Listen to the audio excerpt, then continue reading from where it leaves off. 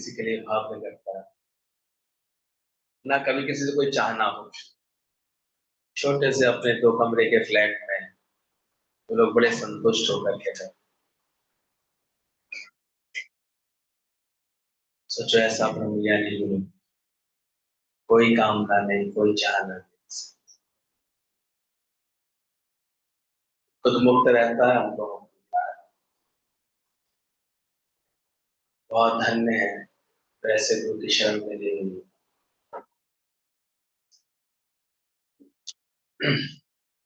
क्या सुन के समझ रहे हैं आज? तो गाड़ियां चलती रहती हैं इतनी। डॉक्टर कहता है क्रोध मत करो, पर क्रोध तो आता है। दुनिया के गुरु कहते हैं विकार छोड़ो, और विकार छोड़ने छूटते ही नहीं है। जब तक तुम देह में हो तो विकार नहीं जाए, इसलिए विकार सहित ये देह जलाओ। जानो कि मैं निर्विकारी आत्मा हूं, मुझमें विकार नहीं, तभी विकारों से पिंड छूटेगा। पूरा सन्यासी हठ योगी सब बीमार है, क्योंकि इच्छाएं दबाते।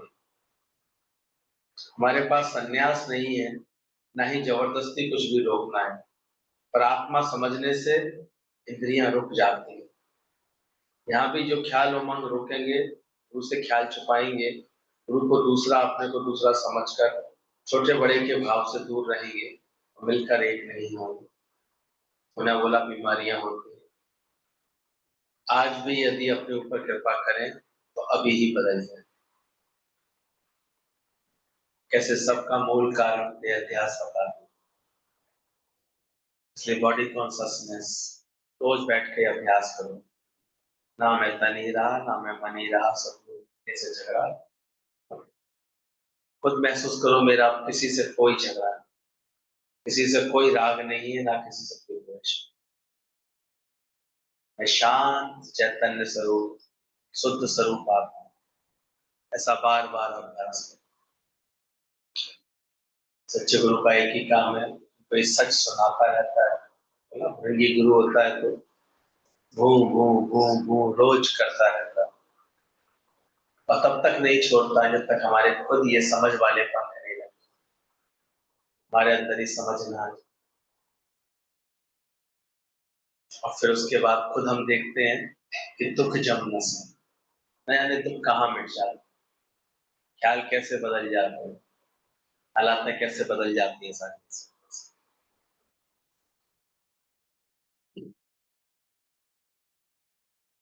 जानना इस बात को।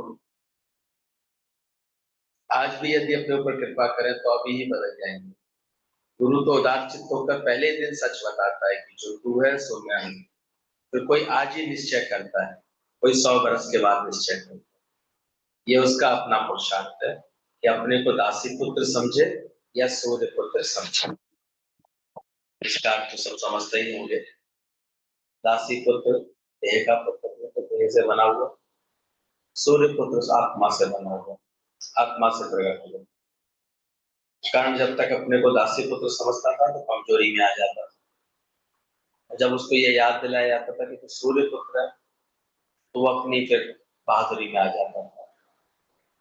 वो ऐसा शक्ति का स्रोत उसके अंदर आ जाता है। ऐसे ही जब जब हमको ये एहसास रहता है कि हम देह हैं, एक अजीब सी कमजोरी रहती है मनुष्य के अंदर। जब गुरु रोज इसको ये एहसास दिलाता है तो सूर्य पुत्र है, आत्म तत्व से तेरा विस्तार हुआ, खुद को एक ताकत आता है। तो ये उसका पुरुषार्थ है। विद्यार्थी बोले कोई गुरु किसी को मुक्ति नहीं दे सकता। ये मुक्ति तो कदाचित वो अपने पुरुषार्थ से, अपने निश्चय से पा सकता है, जो निश्चय कर ले, जो जितनी जल्दी इस बात के निश्चय को अपना ले। फिर वो खुद ही महसूस करता है कि जी जगत में होने वाले बदलाव, शरीर में होने वाले बदलाव अब उसको विचलित नहीं करते, परेशान नहीं करते। वो खेल करके, खेल था खेल डाला इसी चाल से। गुरु ने झगड़ा खत्म कर दिया। तो शरीर समझने से कमजोरी खरीद करेंगे, पर अभी ही समझो कि मैं सूर्य पुत्र हूं, तो शक्ति आ जाए। छिपी हुई शक्ति प्रकट हो जाएगी। गुरु से ऐसे बोलो जैसे बेटे से बोलते हो, पर अंदर में भगवान से भी अधिक विश्वास। बात को पूरी तरह समझना, यानी गुरु से इतनी आत्मीयता, इतने प्रेम के साथ। यहाँ बेटे से बोलने का मतलब है बेटे से आप हमेशा प्यार से बोलोगे, बेटे से एक ममत्व रख के बोलोगे, प्रेम रख कर के बोलोगे। बोले सो ही अंदर में एक समझ होनी चाहिए। तो गुरु गुरु से ऐसे बोलो, एक सुंदर एक दूरदर्शिता है। गुरु से बात तो इतनी प्रेम और आत्मीयता से, सिर्फ इतने अपनेपन के साथ। या बोल बेटे से बोलने का अभिप्राय है कि इतने अपनेपन के साथ, इतना अपना मान के बोलो। ऐसा अर्थ मत ले आना कि बेटे को तुमने डांट भी लगा देते हैं, बेटे को तुम आदेश भी दे देते हैं, या ये अभिप्राय नहीं। बेटे से मतलब जैसे कि अपनेपन के साथ, इतना अपना मान करके। क्या बेटे से कोई बात छुपी रह सकती है? बेटे को सारा भेद नहीं पता लग जाता? तो ऐसा ही तुम्हारा मन में अब कोई कचरा रह ना जाए, गुरु से इतना मिल जाए बस, कुछ भी छुपा ना रह जाए। और तो उधर आप छुपाव रखते रहते हैं, अंदर कुछ बाहर कुछ, तो फिर तब तक हम देखते हैं उनकी पूरी सफाई नहीं हो पाती। और जो इतने सच्चे हो जाते, सच्चाई से चलते हैं, तो बोला गया सच्चे दिल पर साहेब राज। तो यहाँ की तवान यही बताना चाह रहे हैं, गुरु से ऐसे बोलो जैसे बेटे से बोलते हो, पर अंदर में भगवान से भी अधिक विश्वास। श्रद्धा कैसी हो फिर बात करते समय, गुरु से व्यवहार करते समय इतनी अधिक, इसलिए एक द्वैत का भाव भी गुरु के साथ हमेशा बना रहे। ऐसे भगवान का भाव है, ऐसे अंदर से भगवान से भी अधिक विश्वास हो कि गुरु मेरा राखा है। कल से हम लोग पढ़ रहे हैं, ये दोहे पढ़े, कौन कर सकता है गुरु के सिवा? ज्ञान समागम प्रेम से, ज्ञान के इतने मिलन, कब से हम लोग ये लीलाएं देख रहे हैं। कैसे गुरु जी के पास तो हर महीने का एक मिलने का योग बन जाता था, अभी भी देख रहे हैं, मिलकर के आए हैं। और ये प्रेम का सुख एक एक को अपने ही शहर में जहां भी वो रहता है, कितने प्रेम करने वाले लोग मिलने लगते। तो पहले क्या सोचते थे? एक समय था जब फिरोजाबाद बहुत बुरा लगता है ही क्या है शहर में, ऐसा लगता है। और अभी देखो कहां से इतने प्रेमी लगते हैं, कैसे सब आकर के प्रेम लेते हैं, देखो। तो ये ज्ञान समागम प्रेम से, और ये सुख भी मिला तो किससे मिलकर के मिला? गुरु से मिला। दया भक्ति विश्वास, गुरु सेवा ते पाइए, सदगुरु चरण निवास। इसका मन सेवा भाव से जुड़ा रहता है, दिखावे के लिए नहीं सेवा करता, वो सेवा इसके अंदर का एक संस्कार बन जाता है। उसको गुरु चरण निवास, गुरु के नजदीकी का एहसास। अच्छी लग रही थी बात, शुरू में जरूर गुरु पूरा अपना हाथ देता है, आधार देता है, पूरी तरह संभालता है। जैसे गुरु को चिंता होती है इसको सत्संग मिल रहा है कि नहीं, इस सत्संग से जुड़ रहा है कि नहीं। हमारी एक एक नस को जैसे गुरु धीरे धीरे पहचान लेता है। कितने कितने लोगों के हम देखते हैं इमोशनल माइंड होते हैं, चीजों को कितना कभी कभी एकदम नकारात्मक तरीके से ले लेंगे। तो देखो उसको कैसे,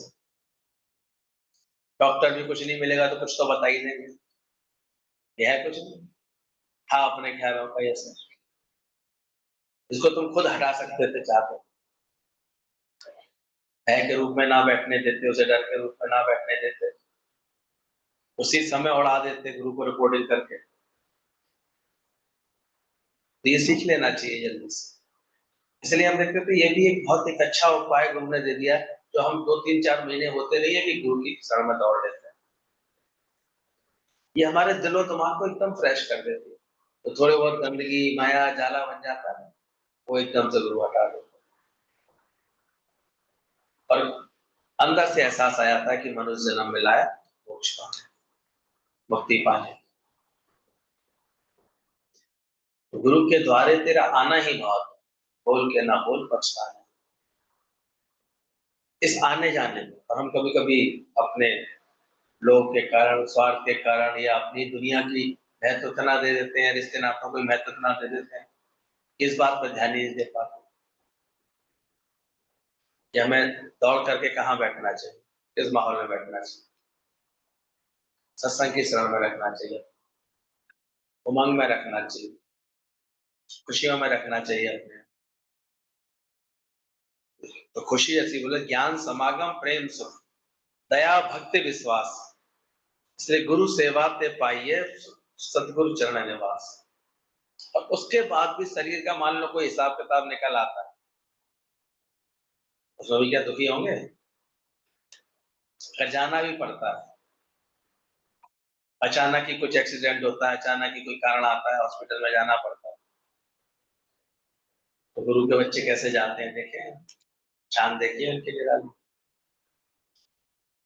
तो हॉस्पिटल को भी क्या समझते हैं? होटल हो रहा है, क्या शानदार खातरी हो रही है ऐसे, क्या देखो मेरी सेवा के लिए कितना एक शुक्राने गाता हुआ। इसलिए रोज गुरु सिखाता है मन को इतना शुक्राने गाने की आदत है, लख बार करा शुक्राना फिर भी थोड़ा। तो आप मैं देख रहा था हीरा भगवान तो बस एक ही भजन उनके मुख पर सज रहा, लखवार करा शुक्र, लखवार करा शुक्र। वो इतनी शुक्रगुजारी में दादाजी के लोग रहते हैं, इतनी। हम लोग तो ग्लैमर गेम की तरफ रुख ही नहीं किया, पता था जितने भी दर्शन मिल रहे हैं सत्संग में दादाजी सहज आ जाएंगे और मिल जाएगा, मिले भी। ये गुरु का ही प्रेम है, खुद चल करके आता है सत्संग की डोर पर, तो वो खुद चल करके आता है। इसलिए गुरु से मिलने के लिए हम लोगों के पास एक सत्संग की सूचना की यहाँ सत्संग है, अब ये सत्संग है, यही पर्याप्त होती है। उसके बाद हमको कोई ऐसे व्यर्थ में ऐसे नहीं खींचातानी नहीं करनी चाहिए। लेकिन कल फिर से सावधानी दी है भगवान ने। कुछ लोगों ने ऐसी हरकतें की हैं जो जबरदस्ती वहां पहुंचे हैं, मिलना चाह रहे हैं, नए प्रेमी इन्हें मिलाना है, व्यर्थ व्यर्थ की चेष्टाएं करते हैं, भूल जाते हैं कि गुरु हमें कितना दे चुका है, कब से दे चुका है, कितना पहुंचा चुका है। दुख लगता है जब फिर गुरु के संकल्प उठने लगते हैं कि नहीं, ये हद पार कर देते हैं ये लोग। ये लोग इसके दादाजी इतने भोलेपन से पूछ रहे थे, क्या दुनिया के गुरुओं के पास भी ऐसा करते हैं ये, कि जहां गुरु ने सत्संग में एक बार दर्शन देते उसके बाद गुरु के घर भी जाते हैं क्या?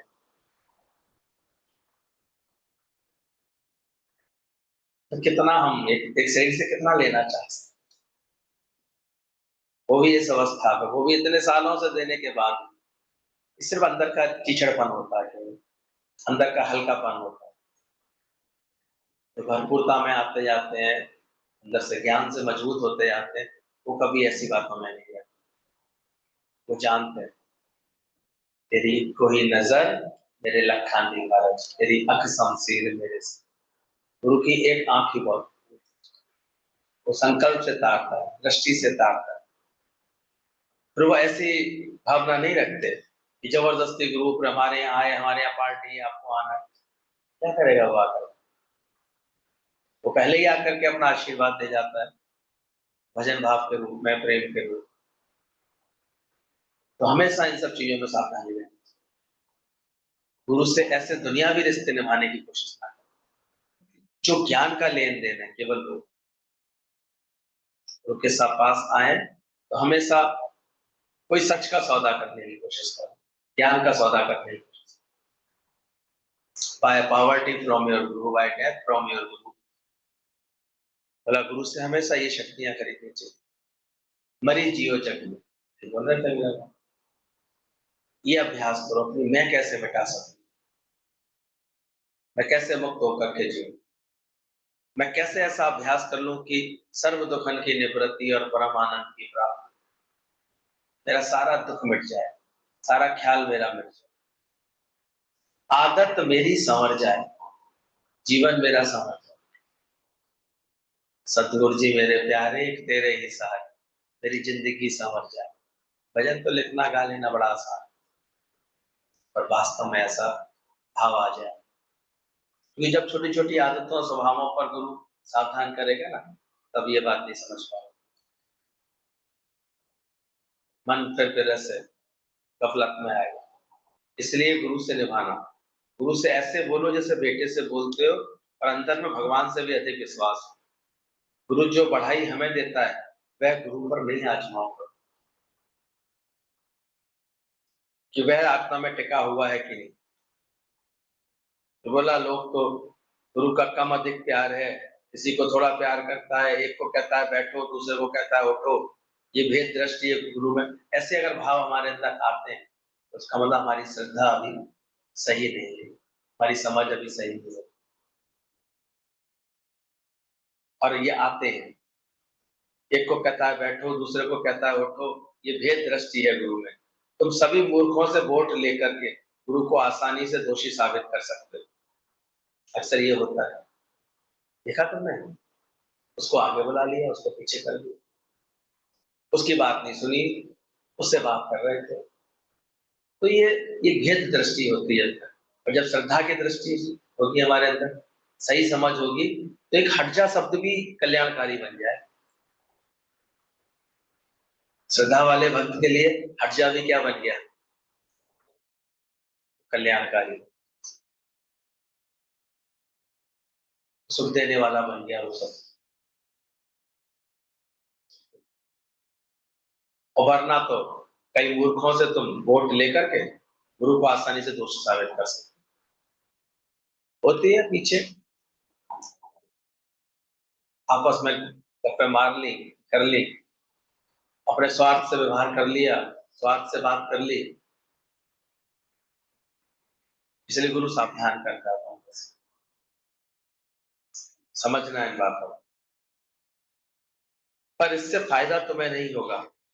तुम समय पर अपनी आजमाइश देना, पर गुरु की अगर आजमाइश लोगे तो बेड़ा ही गर्क हो जाएगा, डूब जाएगा। सोचो अगर हम गुरु की आजमाइश लें, एक गुरु था, बुजुर्ग था, जब साधक उसके पास आते थे तो उसका एक नियम था सिखाने का।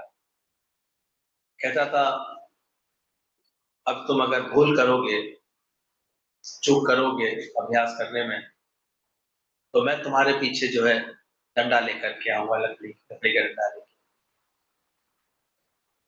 फिर बोलता था, फिर अगर आगे कुछ समय के बाद बोलता था अब अगर तुम चूक करोगे तो मैं स्वप्न में भी तुम्हारे पीछे डंडा लेकर आऊंगा, लकड़ी की तलवार लेके आऊंगा। फिर कहता था अगर तुम गहरी निद्रा में भी चूक करोगे तो मैं तुम्हारे ऊपर असली तलवार लेकर के आऊंगा। लाइक सिखाने का तरीका, मतलब गुरु इतनी सुजागी देता है, स्थूल शरीर से, सूक्ष्म शरीर से, कारण शरीर से। पहले वो हमारी बाहर की हालत पलट ठीक कराता है, उठना बैठना चलना। कितने ही सालों में तो ये सब हमारा गुरु ठीक कराता है। बेअदब बोल रहे हैं, बड़बड़ करके बोल रहे हैं, ज्यादा ज्यादा बोल रहे हैं, क्या जरूरत है, कोई पूछ रहा है तुम्हारा? पूरी तरह से सुजागी नहीं है कर्म करने की, अलर्टनेस नहीं है।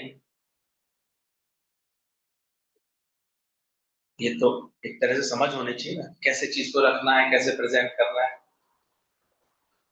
कैसे उसको रखें। चप्पल उतारे तो तरीके से उतारे, बैठे तो तरीके से बैठे, ऐसे स्थान पर ना बैठे जो रास्ता अवरुद्ध हो रहा हो, ऐसे स्थान पर बैठे जहां से सब लोगों को सुविधा मिल रही हो, दूसरों की सुविधा का ध्यान रख के बैठे। हमेशा आई में डाई दैट यू में लिव वाले भाव में रहे, निमाणे मन कर रहे हैं, ऐसे तो गुरु की संगत में जचते हैं। नहीं तो आदत हुई होती है ना, मंदिर में गए, घंटा बजाया, आ गए,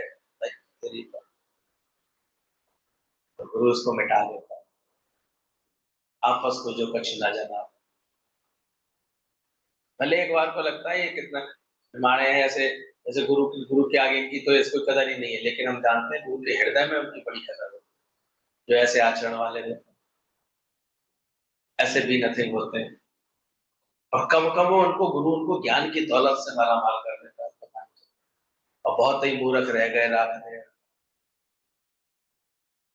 मैं बहुत इस चीज को परखा है, बड़े आगे आ करके गुरु के आगे अपने ढील डॉल दिखा करके, गुरु के आगे बहुत बतिया करके, गुरु के आगे बहुत शोबाजी करके पीछे रह जाते हैं। अंदर से ज्ञान नहीं सच पाता उनके जीवन, ऊपर का दिखावा ही दिखावा सा रह जाता है। वो अंदर के ज्ञान से मालामाल नहीं होते, लेकिन जो ऐसे हनुमान जैसी भाव में आ जाते हैं, भक्ति में आ जाते हैं, वो अंदर के ज्ञान से मजबूत हो जाते हैं। और कब कब में गुरु उनको बिल्कुल अपना अपना पूरा रूप दे देता है स्वरूप। तो बोला तुम समय पर अपनी आजमाइश करवाना, गुरु की नहीं लेना कभी। शिष्य को भी लगा ये गुरु मेरी इतनी परीक्षा ले रहा है, तो एक दिन गुरु ऐसे ध्यान में आंख बंद करके ऐसे बैठा हुआ था, उम्र थी तो थोड़ा शरीर थकता भी था, जल्दी आंख बंद किए बैठा था। तो शिष्य ने देखो कि गुरु कितना सुजाग है, तो पीछे से वो तलवार लेकर के ऐसे चल के आने लगा। देखा ये अलर्ट है कि नहीं। अभी वो काफी दूर ही था, तभी गुरु ने एकदम से बोला सावधान, तेरे को हक नहीं दिया तो मेरी परीक्षा ले, अपनी परीक्षा के लिए तैयार है। तो एकदम से सकपका गया। अरे गुरु ने तो बिना मुड़े ही पहचान लिया कि मैं आ रहा हूं। यानी कितना सुजाग होगा गुरु मेरा, जो मुझे जागृति में, स्वप्न में, गहरी सुषुप्ति अवस्था में मुझे जागृति दे रहा है, तो वो कितना नहीं सुजाग होगा। इसलिए ब्रह्म ज्ञानी के लिए बोलते हैं वो सावधान है। उनका अंतःकरण इतना साफ होता है, इतना अंदर से साफ हो जाता है कि तुम्हारे अंदर एक संकल्प भी आएगा, एक ख्याल भी आएगा ना, वो अंत तक पहुंच जाता है। एक्सरे आइज होती है, तो छुप नहीं सकता। दुनिया के गुरु समझ के उनके साथ ऐसे व्यवहार नहीं करते। दुनिया के गुरु लोगों से कर लेते हैं, मन में कुछ, बाहर कुछ, अंदर कुछ, आगे कुछ, पीछे कुछ, ऐसा नहीं। इसलिए बोल दिया गया है गुरु के द्वारे बस तेरा आना ही बहुत है। शांति से आकर के बैठ जाए बस यही बहुत है। वो कब कब में अपने दृष्टि से, अपने संकल्प से, अपने ज्ञान से, अपनी वाणी से, और कब वो हिमालय यानी वो हवाएं जो बहती हुई आती है वाणी के रूप में, वो स्पर्श कर लेती है, वो भी कल्याण। गुरु जी कहते थे गुरु के दर से आने वाली हवाएं भी कल्याणकारी। गुरु किसी को आज्ञा देके तुम्हारे पास भेज रहा है तो वो भी उतना ही कल्याणकारी है जैसे गुरु ही आया है। समझो शिष्यों के अंदर ऐसा भाव होना चाहिए कि गुरु के दर से अगर कोई कुत्ता भी आया है ना चल के, तो उसको भी इतना मान सम्मान देने वाला होना चाहिए। गुरु ने भेजा है, मेरा गुरु जिस बात में राजी है। तो अंदर से देखना, तुम गुरु की परीक्षा लोगे तो बेड़ा ही गर्क हो जाएगा, समझाएगा। निर्दोष पे दोष लगाने से तुम दोषी हो जाओ। गुरु तो दूसरा देखता ही नहीं है, गुरु भक्त देखता ही नहीं है, वह तो अपना आप देखता है। पर तुम हो इस द्वैत में, इसलिए मैं भक्त तू भगवान कहते रहे। अद्वैत वाले को वही पहचानेगा जो खुद अद्वैत में टिका हो, इसलिए गुरु को वही पहचान पाता है। और वो अपने आप ही, तुम अद्वैत भाव में आते जाओ, सब हद से ऊपर होते जाओ, बेहद का प्यार करके देखो, बेहद में जी के देखो, तुम्हारे अंदर खुद गुरु का ज्ञान सजेगा। वरना तो फिर हद हद चला सब कोई, बेहद चलाना कोई, बेहद के बाजार में खड़ा कर दिया।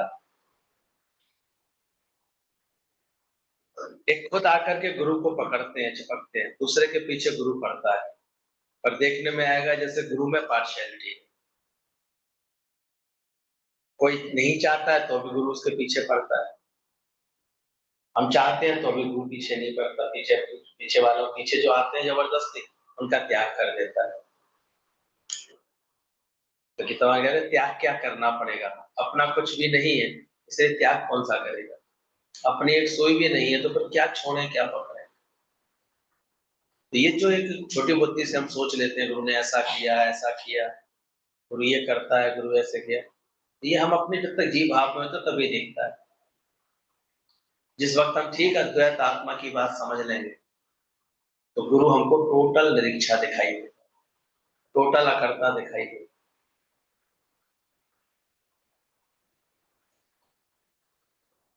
गुरु क्या कर रहा था, तो सबको अपना मिलने का भाव आ गया होगा, सब आ गए होंगे, तो गुरु ने कुछ किया था। कुछ करता है गुरु किसी बात पे? गुरु तो बस जब भी आता है एक सच को बताता है, ये समझना, ये आपे आप ये सृष्टि अपना चक्र चलाते हो, कार्य करते हो। तो ज्ञान कैच कर सकते हैं पर सिखा नहीं सकते, इसलिए gyan is to be taught, gyan is to be caught not to be taught. बोला है दादा ने, बोला बहुत गहरा मतलब है इसका। ये कोई शिक्षक की तरह कोई ज्ञान इसको टीच नहीं करा सकता किसी को, ये तो गुरुमुख नाम छपे एक बार कैच किया जा सकता है, उसके छपा जा सकता है। जैसे गाय का दूध गाय के बछड़े के लिए बछड़ा बन के पी सकता है, वो तो फिर उसके बछड़े को हटा करके उसका दूध निकाल लेते हैं, वो इतने चतुर होते हैं दूध वाले। लेकिन गाय के अंदर दूध आता है केवल बछड़े के, और बछड़ा जो बनता है बछड़े के आते ही अपने आप दूध निकल आता है। ऐसे ही दादा कहते थे ये ज्ञान, सच्चे गुरु का ज्ञान सच्चे शिष्यों के लिए ही केवल होता है। तो हमेशा समझना, ज्ञान कैच कर सकते हैं पर सिखा नहीं सकते। ये कोई ऐसा नहीं है कि कोई टीचरिंग करके कोई टीचर बन के इसको सिखा सके किसी को, ये कॉट किया जाता है। Gyan is to be caught not to be taught. बड़ी स्पेशल परिभाषा है ब्रह्म ज्ञान की, जब समझेंगे इन्हें गहराई से तब इनके मर्म समझेंगे।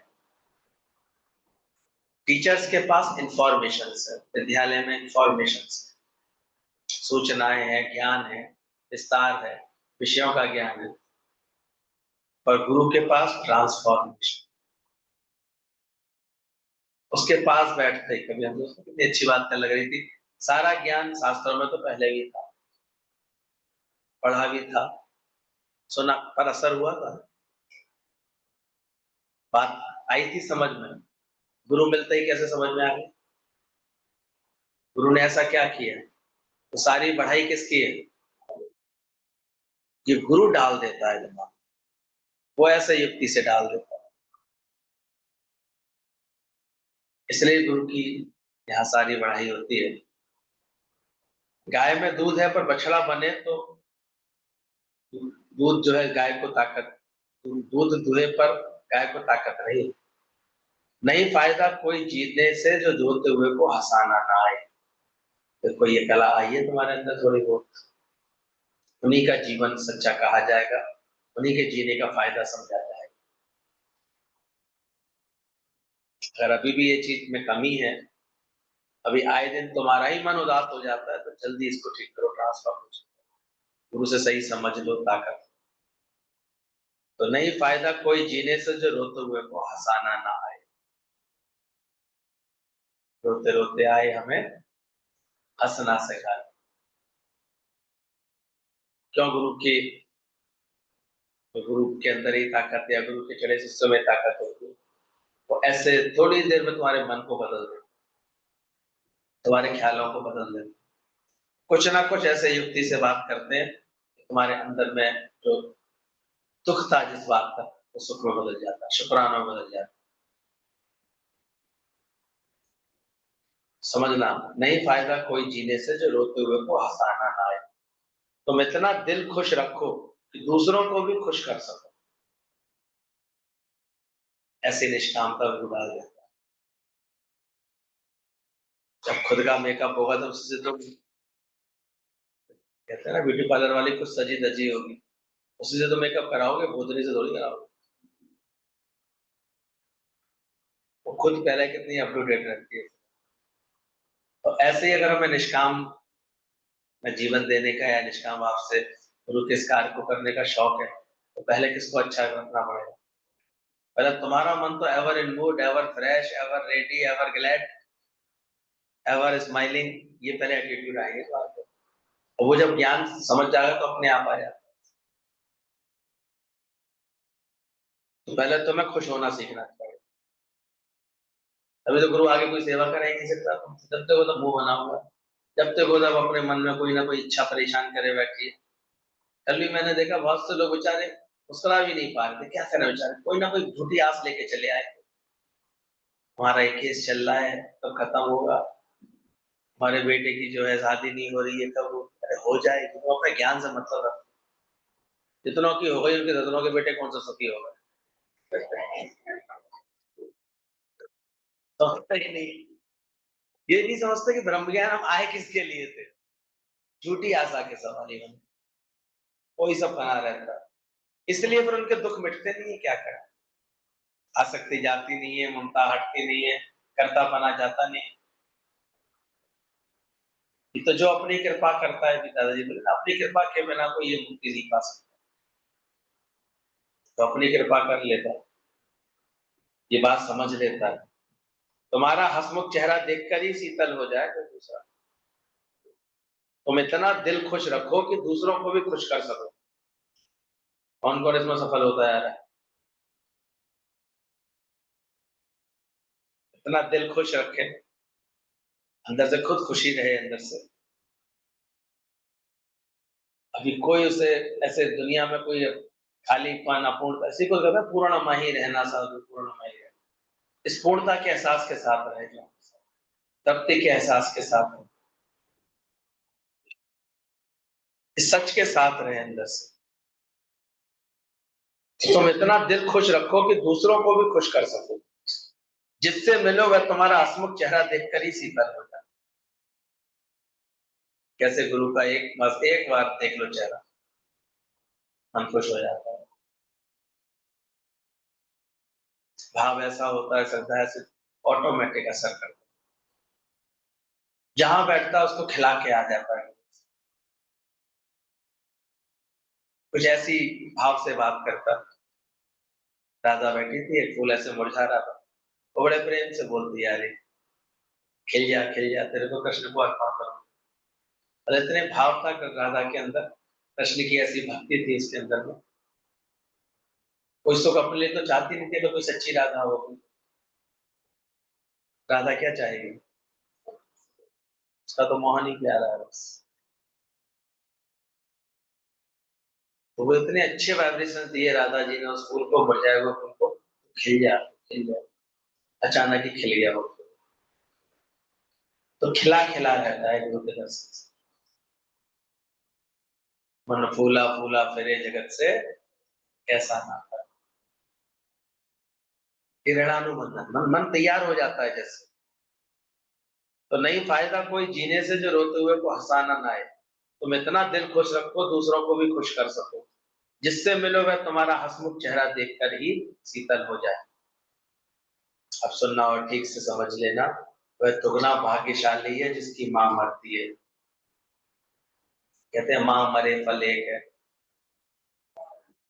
बाप मरे फल चार, और भाई मरे तो हानि बहुत, कहत कबीर विचार। कबीर के बहुत से ऐसे उलट वसियां हैं जिन्होंने बड़ी गूढ़ अर्थों के साथ बोली। उन्होंने बोली मां मरे फल एक है, पर बाप मरे फल चार। मां मरने का एक परिणाम है, एक फल मिलता है, और बाप मरे तो चार फल मिलते हैं। पर भाई मरे तो हानि बहुत, कहत कबीर विचार। जब कबीर का ये इसको मंथन किया गया, विचार किया गया आखिर कबीर साहब ने ये क्यों बोला, तो उन्होंने माँ का मतलब बोला था ममता मरे। और ये अगर ममता मरे बेटे, कोई तो अटकाए बैठती है, कोई तो देखो कितना परेशान होता है। बेटी बोल रही थी माँ ये 16 सोमवार क्यों रखते हैं, शादी से पहले। बोले अच्छे पति के लिए रखते हैं। बोले तो ठीक है, लेकिन शादी के बाद फिर क्यों रखते हैं। तो बेटा बोल गया कि भगवान क्या मांगा था क्या दे दिया, अब शिकायत करने के लिए।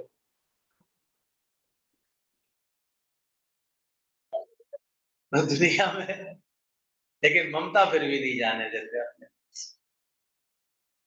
ममता नहीं हटने देते। तो माँ मरे तो दुगना भाग्यशाली है। ज्ञान क्या समझा देता है, जिसकी माँ मरती,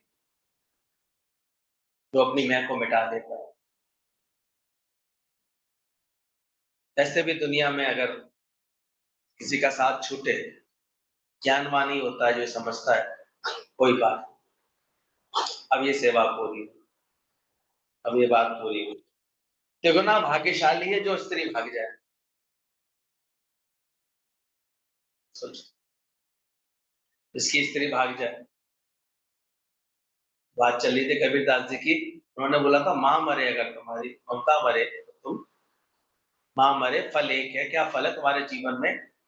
सहज आनंद आने लगेगा, क्योंकि ममता बहुत सारी चीजों पे ऐसे बंधन बना के बैठी है तो तुम खुश नहीं रह पाते। अब ममता होगी तो यहाँ बैठे बैठे फिर चिंतन कर रहे होगे, उठ गया होगा उसने खाना खाया कि नहीं। ममता होगी तो देखो किन किन बातों में एकदम से दिमाग चला जाता है, बंधन बंधन सा रहता है। लेकिन ये गुरु के ज्ञान की ट्रेनिंग ऐसी है ना, धीरे धीरे आपको ममता रहित करके समत्व योग में ले आता है। अब जहां रहते हैं तो बड़े आनंद में रहते हैं। पहले एक इस अज्ञान के साथ जूझते रहते थे, कहीं अगर कोई खुशी के क्षण मिलते भी थे ना, 10 बच्चे होते साथ में। अब तुम नहीं खुश रह पा रहे वहां पर, क्या ख्याल दुखी कर रहे हैं, उन्हें भी ले आते थे और अभी हम लोग अपनी हवा खा रहे थे, बहुत खुश रह रहे थे। दुखी हो रहे थे क्या? हाँ, गिरीश जी किसी की याद आ रही थी? क्योंकि ममता गुरु हटा देता है। ऐसा नहीं है कि कोई परिवार से कोई झगड़ा है, लेकिन एक समझ इतनी अच्छी मिल गई है, अपने आप में ही रहने का, इस आनंद में रहने का एक सुख मिलता है। और जब तक अटकते थे तब तक अटके रहते। तो माँ मरती है और दोगुना भाग्यशाली है इसकी स्त्री भाग जाए। दुनिया में स्त्री छोड़े आ तो देखो कैसे ऐसे लुटा पिटा सा दिखाई देता है, पूरा जीवन ऐसे लगता है कितना बेकार हो गया बेचारा। और ज्ञान समझ लेगा तो माया रंग सब है, भाग जाए तो वो अपने को बड़ा भाग्यशाली समझेगा। कितनी बड़ी व्याधा से भगवान ने छुड़ा दिया, ऐसी समझ आ जाएगी।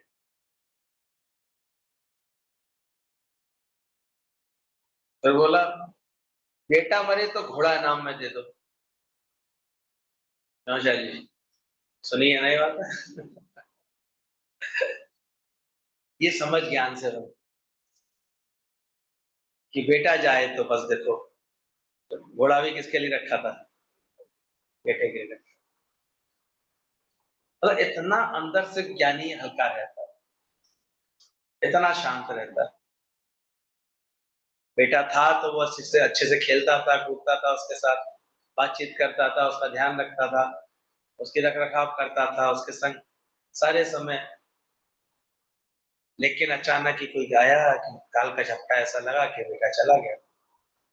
वो उतने निर्लिप्त भाव से उसका अंतिम संस्कार करके आ गया। पत्नी ने कहा तुम्हें बिल्कुल नहीं कुछ लगा? वो जब तक साथ था मैंने उसको सेवा दी, सेवा उसका उसको प्रेम देना था, ये मेरा धर्म था, उसकी संभाल करनी थी, ये धर्म था। तो ज्ञानी अपने सही धर्म का पालन भी करता है पर अटकता भी है, ना अटक, ना टिकने वाला। इसलिए फिर कोई परिवर्तन आता भी है अगर जीवन में, तो वो इस ज्ञान के सहारे बड़ा सहज रहता है। कल बोला ना मैंने, चूहा नहीं होता है, वो क्या होता है? पक्षी होता है, बढ़िया ज्ञान वैराग के पंख फैलाता है और मुक्त होता है अपने से। तो दुगना भाग्यशाली। तुम्हारी कौन सी स्थिति है पूछ रहे हैं गीता भगवान? हमारी है स्थिति ऐसी, पाप मरे मतलब अहंकार मरे, तो फल 4। और अहंकार बढ़ जाता है तो कहते हैं चारों ही पुरुषार्थ हमारे पूरे हो जाते हैं। एक अहंकार हटने के बाद तो पूरा ही हम देखते हैं कायाकल्प होने लगती है, व्यक्ति पूरा ही संत उसके अंदर से प्रकट होने लगता है।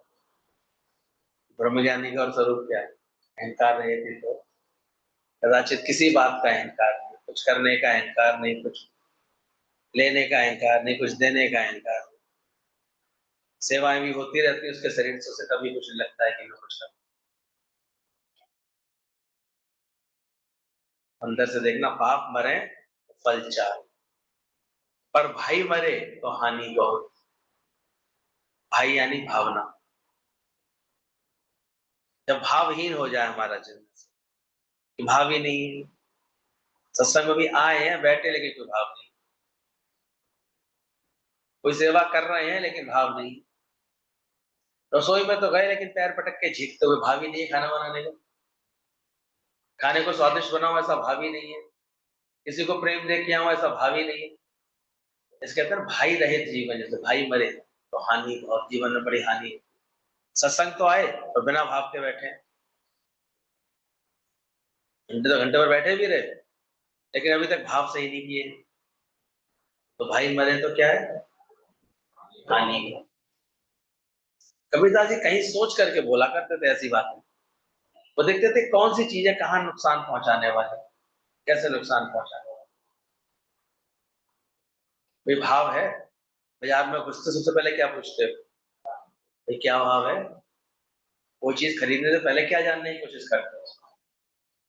तो ईश्वर भी सबसे पहले ये जानने की कोशिश करता है तेरा भाव क्या है।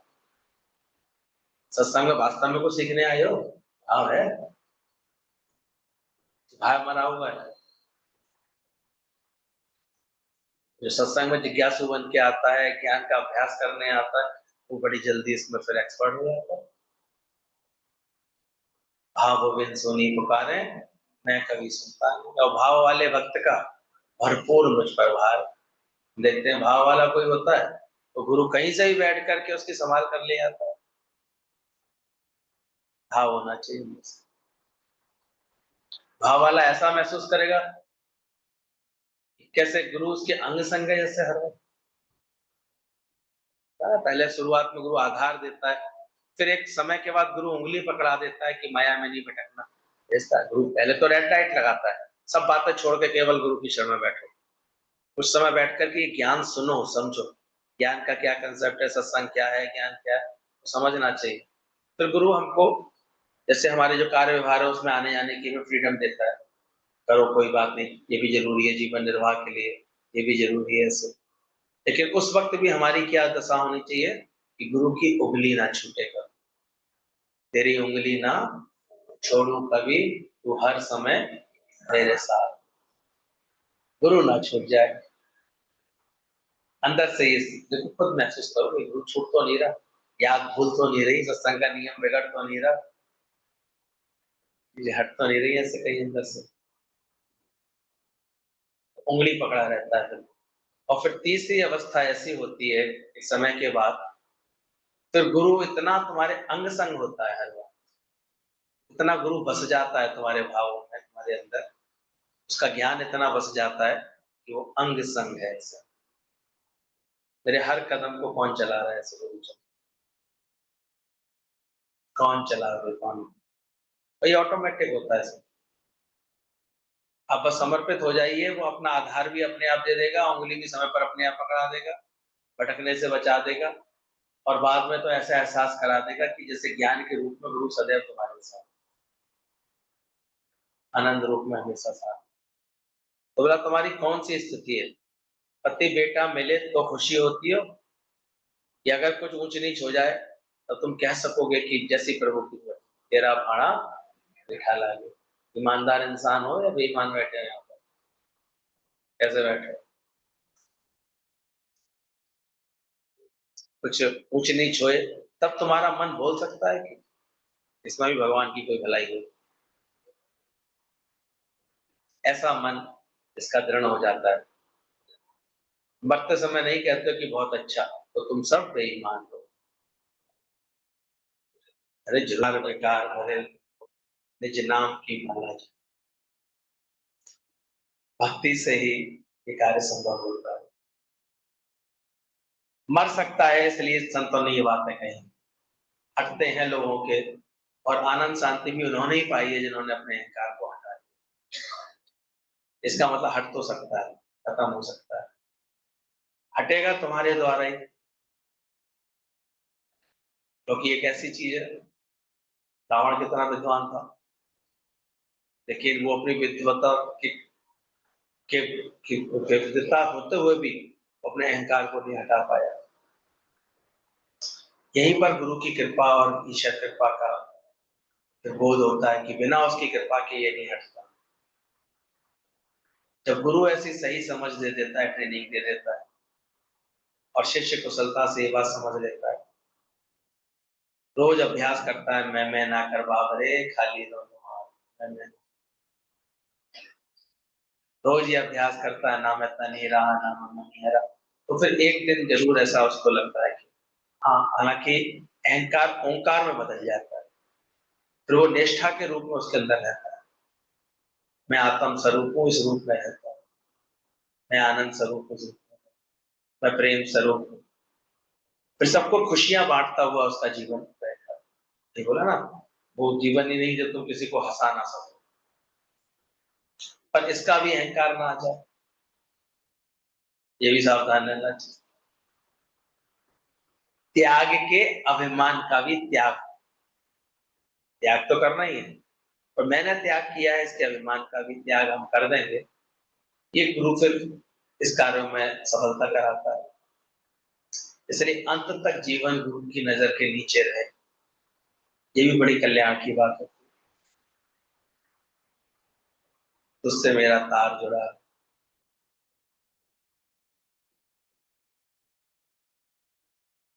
अपनी कृपा जो आप करे सो सेवक गुरु से करे। फिर रह कैसे जाएगा जब इतना आत्मा का अभ्यास होगा, कहां से रह जाए।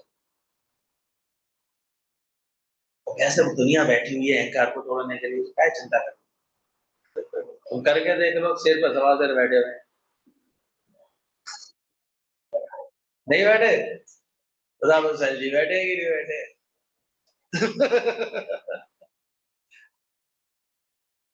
इसलिए आपस को जो कछु ना जनावे, कभी ये नहीं आ जाए भाव कि मैं कुछ हो गया हूं, मैंने कुछ जान लिया।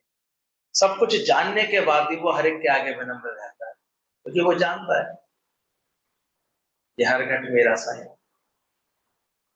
तो ये आत्म ज्ञान ही अहंकार रहित कर सकता है आपको, कि हर घट में कौन है। जो आपस को कछु ना जनावे, सोई पंडित। आज यही स्थिति का तो आनंद देखने जाते हैं हम लोग।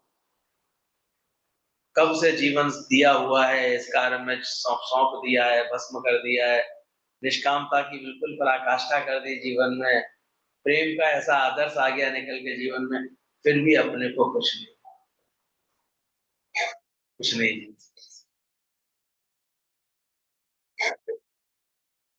मैं तो अंदर से समझता हूँ वो अपने को गुरु नहीं समझता, दुनिया समझते वो अलग बात है।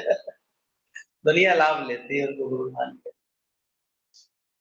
पर वो नहीं समझता। वो आज भी अपने गुरु के प्रेम में नहीं करते।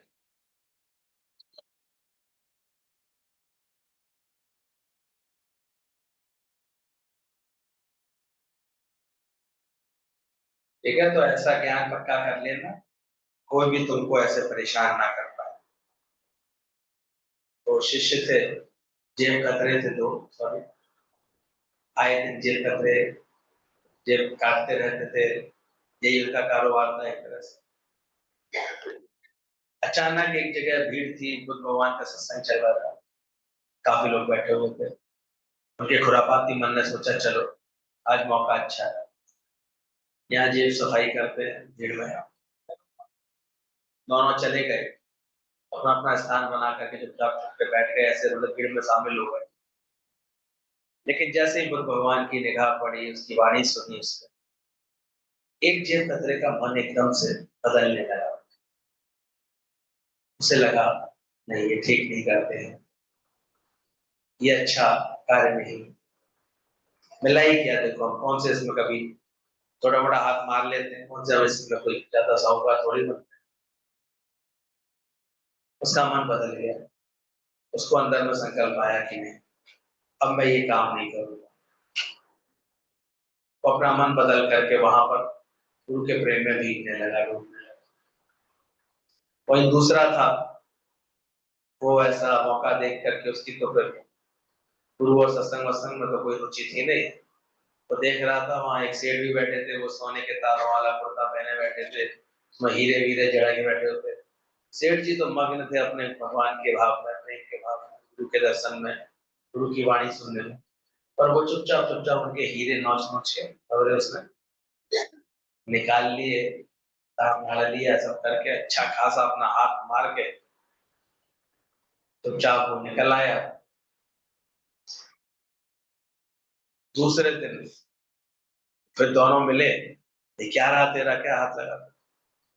बोला नहीं, मेरा तो मन बिल्कुल कल बदल गया, मेरे को अब इस काम करने का बिल्कुल संकल्प नहीं है, भाव नहीं है, अब मैं अच्छे कर्म पर चलूंगा।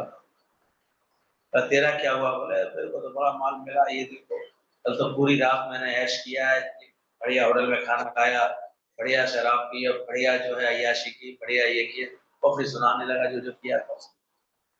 माल देखो इतना, तो मुझे 2-4 महीने की व्यवस्था इतनी बढ़िया हो गई है वो। और पहला वाला इत्तेफाक से दिल भूखा रहना पड़ा उसके बाद कुछ नहीं। उसे हल्का सा विचार आया कि ये क्या होता, मैंने तो अच्छा भी संकल्प किया, मैं तो सत्संग में मन भी लगाया, लेकिन मैं तो रात भर भूख से विचलित भी रहा, और ये अपनी ऐसी कहानी सुना रहा। तो दूसरे दिन चूंकि प्रेम था तो फिर खिंच के गया सत्संग गया, तो उसने गुरु के आगे हिम्मत करके अपने मन की बात रखी कि ऐसे ऐसे था मैं, और ऐसे ऐसे मैंने कल संकल्प लिया, तो मुझे तो भूखा रहना पड़ा, लेकिन वही मेरे मित्र को तो बहुत ऐसे लाभ मिल गया। वो भगवान ने बड़े प्रेम से उसको निहारा, आशीर्वाद दिया, बोले अगर जब तुमने संकल्प कर ही लिया है कि मैं ये नहीं करूंगा, तो अब तुम इस पर दृढ़ भी रहना, भले कैसी भी परीक्षा ले लो, कैसे भी तुम्हारे साथ परीक्षा है, अपने जिस चीज का संकल्प ले लेते तो उस पर दृढ़ रहना चाहिए। बाकी तुम देखते ही हो, जानते ही हो कि कर्मों का फल एक दिन आता ही है।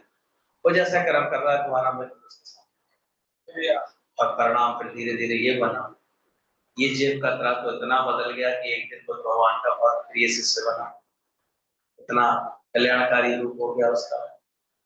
और वो जब थोड़े समय बाद कभी मौका लगा तो ऐसे हत्थे चढ़ा, सारी तो हड्डियां टूटी उसकी, जेल में गया, 100 लग गया, काले कुत्ती 100 लग। तो भैया ऑप्शन तुम्हारे सामने, अभी माया में हड्डियां तोड़वानी है, या शांति से हमें अपने मन को बदल करके, भावों को ठीक करके अपना सही समझ में रहना। फिर टूटेगी हड्डियां, मैं नहीं जानता, दुनिया ही ऐसी।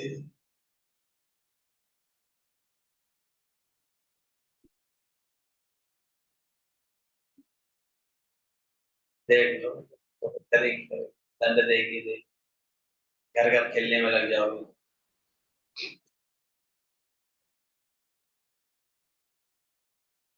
क्या विचार है?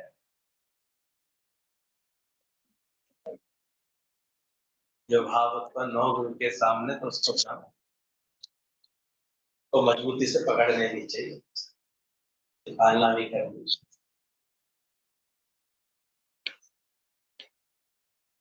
क्या बता रही है?